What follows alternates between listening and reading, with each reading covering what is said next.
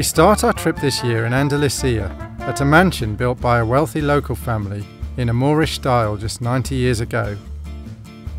It has been extensively renovated and recently opened to the public to visit, and is also used for weddings and events.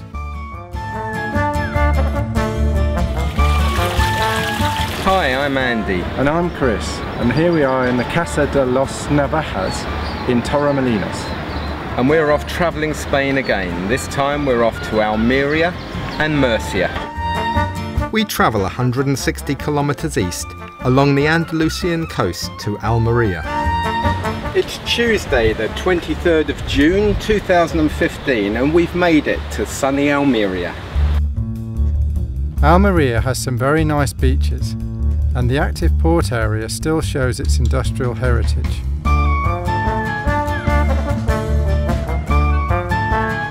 On the seafront is a giant iron structure known as Cable Inglis, or the English Railway, an old loading platform dating back to 1904 that was used to ship out ore from the mines of Granada. We look around Old Town Almeria close to the port, and up to the huge Moorish fortress on the hillside above the town. We're in the Alcazaba of Almeria, one of the largest medieval fortresses in Andalusia. The Alcazaba of Almeria is the largest Moorish fortress in Spain, and the second largest Moorish building after the Alhambra in Granada. It was built in the 10th century and extended over the next 200 years. After many sieges, it was finally captured by the Spanish in the 16th century, who added more modern fortifications such as round towers.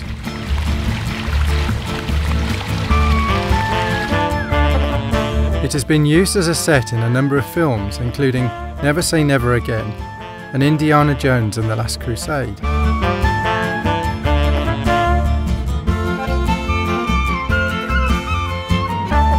Back into the old town, we find some beautiful plazas and squares by the cathedral.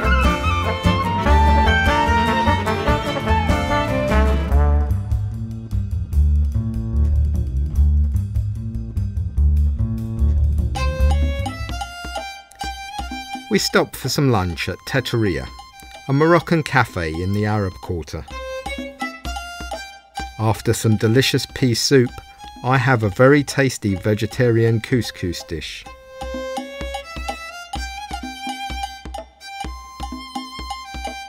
And I have a chicken tagine followed by Moroccan tea and cakes.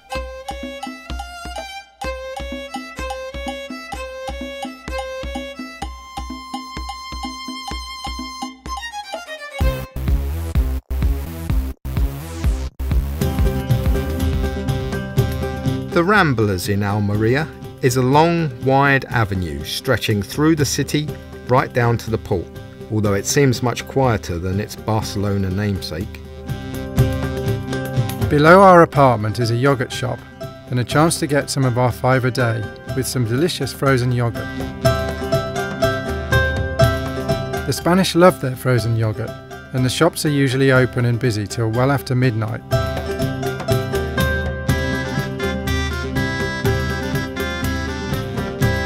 It's 9 o'clock in the evening on San Juan Day, and the Spanish have invited us to a party, and they really know how to party. Our host is also called Juan.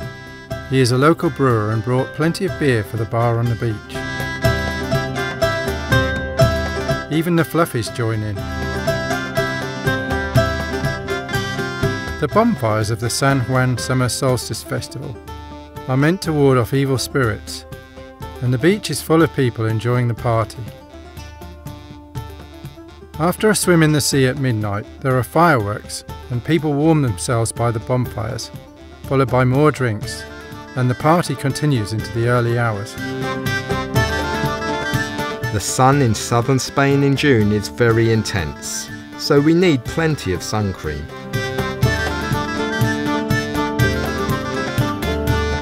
We take a final look around Almeria before travelling 170 kilometres northeast to the city of Murcia.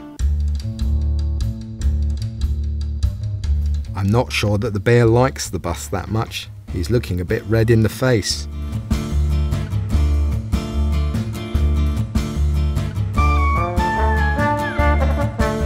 This is Murcia, the last place on our trip to Spain, and now we're going to take a look around the old town.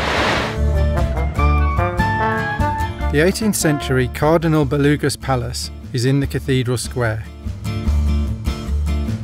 The Cathedral of Murcia has an impressive Baroque facade and a very tall bell tower.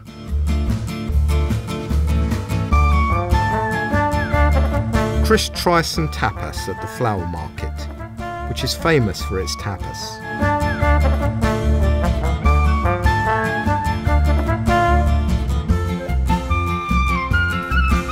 We had a great meal at Mana, a superb vegetarian restaurant right in the heart of Murcia. The town hall is a 19th century neoclassical building right next to the Segura River. The Murcia Casino was built in the late 19th century. It has an interesting melange of styles. The entrance patio is in an elaborate Moorish style. It is no longer a casino but a private club. Visitors are welcome to come in and take a look round for just a few euros. It is our favourite thing to see in Murcia City. The English-style library is a beautiful wood-clad room over 2 floors, with crafted reading desks and many historical books. The supports for the balcony are sculpted into the shape of birds.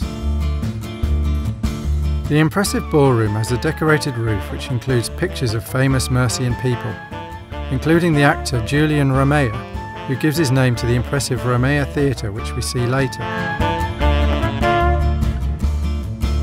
The sumptuous ladies' dressing room has an attractive artwork on the ceiling depicting the goddess Selene.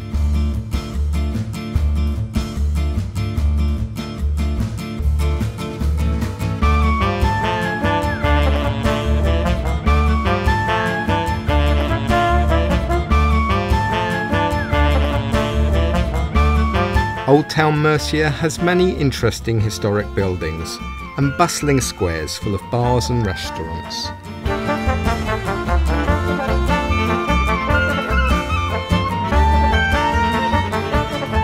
The Segura River has huge fish.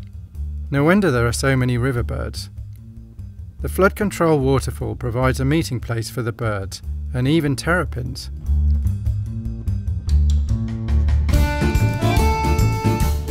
Meanwhile, the fluffies are out meeting up with their old friend Cuentos Neddy and Tito for some tapas in the Cathedral Square. I think Moose has his eye on that last chip.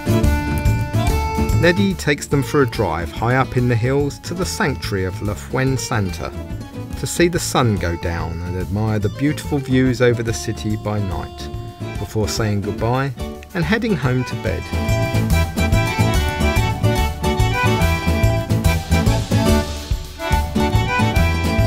It's an hour by train out to the sea from Murcia City.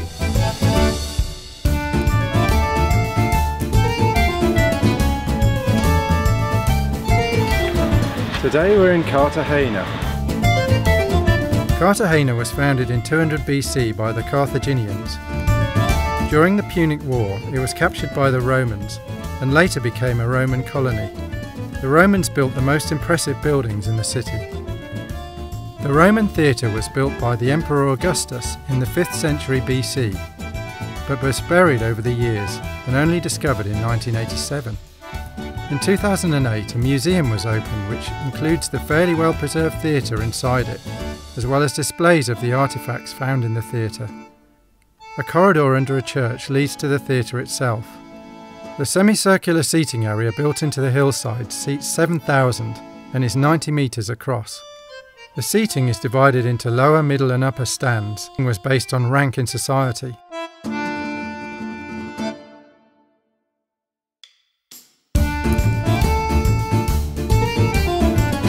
Cartagena is one of the oldest cities in the world. Built around a natural harbour, there are fascinating historic sites all around the city, reflecting its turbulent history and changes of rule over the last 30 centuries. From the first ever submarine launch to the ancient city wall and castle high upon the hill.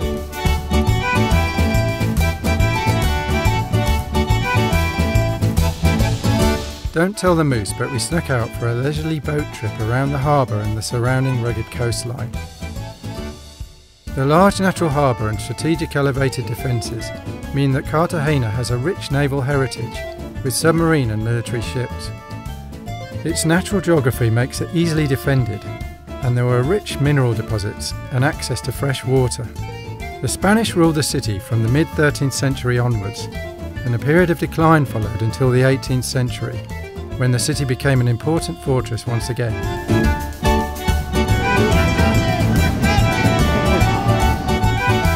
Later, it was an important Republican stronghold during the Spanish Civil War, being one of the last cities to fall to Franco.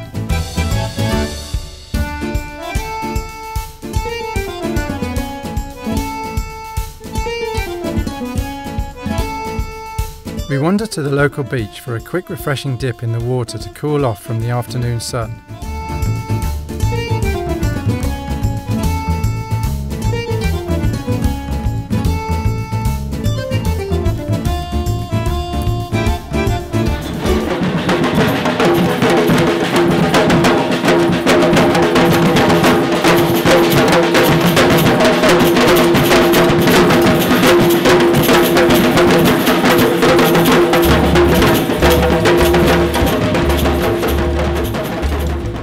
London, they are celebrating London Pride today, but we're not missing out, as today is also the Cartagena Pride celebrations, with floats, flags and a big musical event down on the seafront. We watch the floats as they wind their way through the narrow streets, and thousands of locals sit out and watch and enjoy the festivities as the march goes by. But we have to leave them to it and head off for the last train back to Murcia city. Well, we're having a last look around Murcia today, and it's hot, really hot.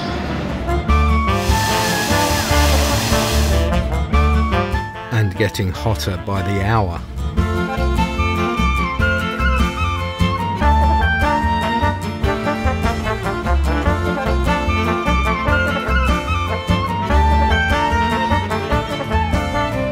We enjoy a last Italian meal in the plaza outside the Meriya theatre. And apparently, this is where I do my pizza to camera.